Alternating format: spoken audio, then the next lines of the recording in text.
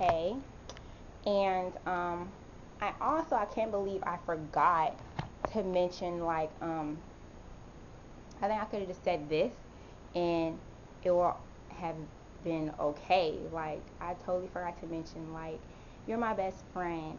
And I know you asked me, like, some time ago, like, when people ask me how to, ask me about you, like, what do I say? How do I describe you?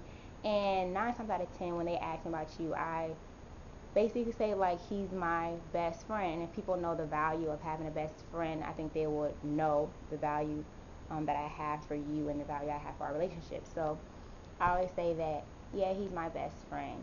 And I basically can tell you and talk to you about anything, and about advice, or I need answers to questions. And you're the first person that I call, that I text if I need something or if I need to talk to someone. And you're just always there for me. And I know you care about me, and it's sincere and it's genuine. And I totally feel like I'm forgetting so much stuff. This is really messing me up, this timing. And because I wanted to mention, like, conversation. Like, your conversation is so great. That's one of the things um, that really intrigued me about you. And that's something that's hard and very rare to find in black men. Having a good conversation about something other than sex, trying to get with you. I don't know, something vulgar and degrading. I remember that conversation we had at Darnell in the house, and how you came at me correct. It was all about just, us getting to know one another. And that was the one thing that kind of, really um, got me to liking you. And then I don't think I ever told you this, but the conversation, our first conversation we had on the phone, I remember I asked you a question like, when do you want to get married? When do you plan to get married? And you answered it so genuinely and sincerely. I mean, it could have been game. If it was, it worked. But you were just like, if I had that girl, I'll get married now. And I was just like, wow.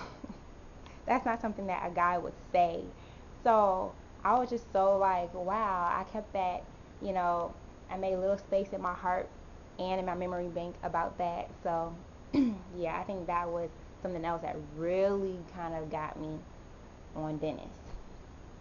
And what else? So yeah, being the best friend. Yeah, you are my best friend, and you're dependable. You're reliable, and I can always count on you for things. So yeah. And I was watching Fat Man. What is it called? Man and Wife. And this girl stood up and she was like, why is it that men have good women but they still want to fool around? And Fat Man was like, because that's what they do. Men don't want to cuddle. Men don't want to, do whatever. They want to get what they want and get out. And I'm thinking, like, Dennis always cuddles with me. Like, I don't even have to initiate the cuddle. Like, he just cuddles. It's just something that he does and something that we do. So that's one less thing that I have to ask for. And that's a lot when a woman doesn't have to ask for something that means so much, that's so little but means so much. So I really appreciate that, and it's so sweet, and you're a sweetheart, so it counts a lot. And you are very considerate. You always say I'm considerate, but you are considerate. I agree with you, Dennis. You are a considerate person, and you're considerate for a guy, because usually guys aren't as considerate as women. I think that's a fact, because we are by nature, we're very giving, we're very caring, we're considerate, we're selfless people, as women. But men, that's not by nature, they're not like that. So for you to be a man, you are very considerate, and I very, very, very appreciate that, very well appreciate that. So yeah. And it is my time to continue. One second.